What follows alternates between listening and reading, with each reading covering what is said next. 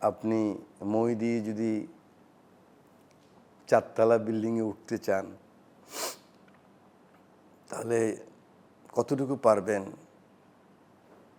এটা সাধারণ বিবেকবান মানুষই বুঝতে পারবেন।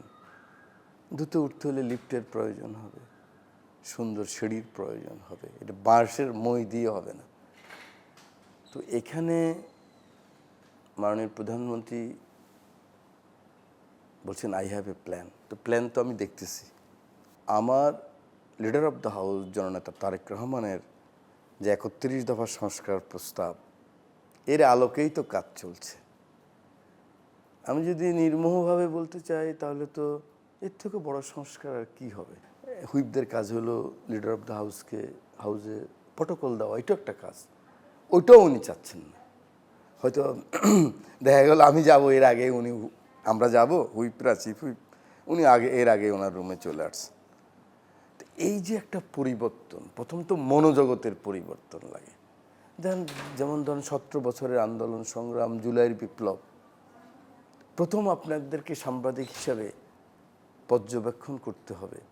আমরা যারা রাজনীতি করি, পার্লামেন্টের মেম্বার ছাড়াও অনেক বিশাল জনগোষ্ঠী আছে না, উনি তো এমপি হইতে পারেন না, কিন্তু একজন এমপির চেয়েও রাজনীতিতে অনেক যোগ্য ব্যক্তি আছেন, কিন্তু যিনি অসম্ভব ভালো বুঝেন রুলস অফ প্রসিডিউর। বাংলাদেশে বহু মানুষ আছেন, সংবিধান মুখস্থ, এরকম বহু মানুষ আছেন। ওনারা সেলিব্রিটি নয়, কিন্তু আমি ভুল বললে ওনারা হাসে। তো ওনাদেরকে ইগনোর করার কোনো কিছু নাই। তো সেখানে এই যে প্রধানমন্ত্রীর এই যে ইচ্ছা, আকাঙ্ক্ষা, এটাকে সবাই সাধুবাদ জানাতে হবে, ওনাকে এগিয়ে দিতে হবে। ইভেন কি অপোজিশনও ওনাকে এগিয়ে দিতে হবে, কারণ উনি তো শুরু করেছেন।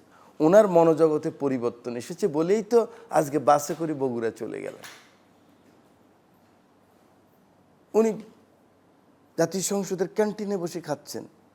একদিন খেলে এটা আপনারা বলতেন এটা হয়তো মানুষকে দেখানোর জন্য, এটাও পলিটিক্স।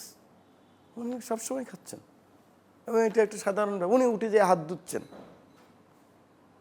একজন বয় একটা ফিঙ্গার বল আনতে চাইলে বলছেন না, কোনো প্রয়োজন নেই। এই যে স্বাভাবিক একটা নিয়ম, ইউরোপের মতো, ইউকের মতো একজন প্রধানমন্ত্রীর যে চাল চলন ঢং, এটা কিন্তু সিটিজেনদের মধ্যে একটা প্রভাব বিস্তার করে। আমরা সিটিজেনরাই তো এরকম না, আর যারা পাওয়ার হোল্ড করেন তারা তো আরও অনেক ব্যতিক্রম হবে। সে কারণে আমি মনে করি কৃষক কার্ড শুরু হয়েছে, ফ্যামিলি কার্ড পাইলট প্রজেক্ট চলছে, ইমাম মুয়াজ্জিন সাহেবদের জন্য দীর্ঘদিনের যে আকাঙ্ক্ষা সম্মানী দেওয়া শুরু হয়েছে পাইলটিংভাবে। 10,000 টাকার কৃষি ঋণ মওকুফ করছে, এগুলো শুরু হয়েছে। সময় লাগবে, 4 কোটি লোককে ফ্যামিলি কার্ড দেওয়া হবে। ইটস নট ইজি থিং, অনেক দিন সময় লাগবে। গ্রামের মানুষ দেখলেই বলে আমার ফ্যামিলি কার্ড কোথায়। আমি এটাকে অ্যাপ্রিসিয়েট করি, উনি ফ্যামিলি কার্ডকে নিয়েছে গ্রামের মানুষ। আমরা পৌঁছাইতে পারলে ওনাদের আকাঙ্ক্ষা পূরণ হবে। আমি এই যে আপনি বললেন যে কি দেখলেন 2 মাসে, 60 দিনে, 59 দিনে, আমি একে খুব কম গুরুত্ব দিচ্ছি একজন পলিটিশিয়ান হিসাবে বা একজন সিটিজেন হিসাবে। আমার নেতার যে মনোজগতে যে পরিবর্তন আসছে, যে আকাঙ্ক্ষা ছিল আমার, স্বাধীন বাংলাদেশের প্রধানমন্ত্রী এমন হবেন, রাষ্ট্রপতি এমন হবেন, এমপি এরকম হবেন, ধরার মধ্যে, হাতের মধ্যে, ছোঁয়ার মধ্যে। কারণ বর্তমানটা অনেক কঠিন জিনিস, সবাই আমরা বর্তমান নিয়েই থাকি। এই যে ঘড়ি দেখেন 11টা, এটাই বর্তমান। কিছুক্ষণ পরে 11টা 1 হয়ে যাবে, তখন কি আর 11টা থাকবে? তখন এটা অতীত হয়ে যাবে। সেজন্য আমি সবসময় বলি বর্তমান বলতে কোনো কিছু নাই। বর্তমানের যৌবন, বর্তমানের অর্থ, বর্তমানের ঐশ্বর্য, বর্তমানের পাওয়ার, চোখের পলকে এটা অতীত হয়ে যায়।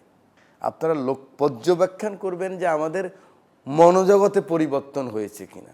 আমি কাপড়ে পরিবর্তন হলাম,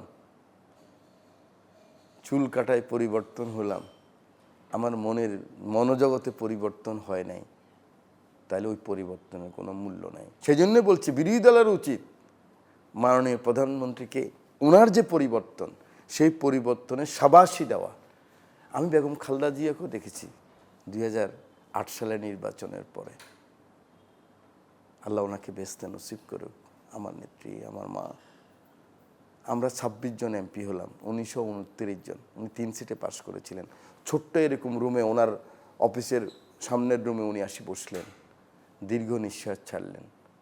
পাশে খন্দকার দেলোয়ার সাহেব, আর এক কঠিন মানুষ। আল্লাহ ওনাকেও বেহেশতে নসিব করুক। কোনো কম্প্রোমাইজ নেই নীতির ব্যাপারে। ম্যাডামের নিঃশ্বাস আমি লক্ষ্য করলাম, দীর্ঘ নিঃশ্বাস। আমি ভাবলাম এই নিঃশ্বাস কেন? কারণ এই ধরনের একটা বিরোধী দল, এই 25, 26, 27 জন এমপি নিয়ে খালেদা জিয়া বসবেন, শপথ নিবেন, এটা উনি ভাবনও নাই কখনো।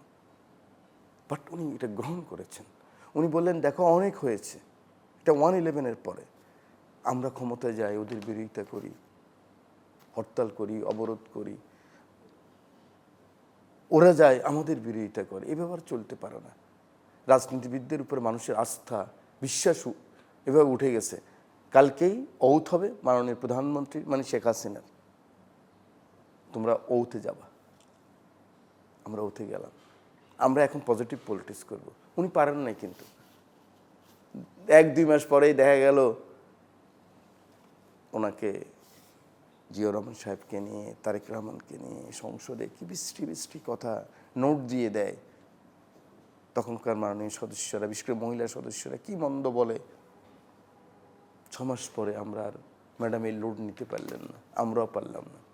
শুধু আমার ভয় এখানে, আমার নেতা তারেক রহমান যেভাবে চলতে চাচ্ছেন, দেশটাকে যেখানে নিতে চাচ্ছেন, যদি আমরা সকলে সহযোগিতা না করি, অন্তত 50% আমাদের মনোজগতে যদি পরিবর্তন আমরা ধারণ না করতে পারি, বিরোধী দলের নেতা সহ, উনিও নতুন মানুষ কিন্তু পার্লামেন্ট পলিটিক্সে, কিন্তু ওনার আকাঙ্ক্ষা তো আছে সৎ, সুন্দর, ডেমোক্রেটিক বাংলাদেশ। 27 বছর তো ওই দলের সাথেই জোট করে রাজনীতি করেছি, চিনি ওনাদেরকে, আকাঙ্ক্ষা আছে। কিন্তু যদি রাগ, ক্ষোভ, জেদ, পেশেন্স না রাখতে পারেন,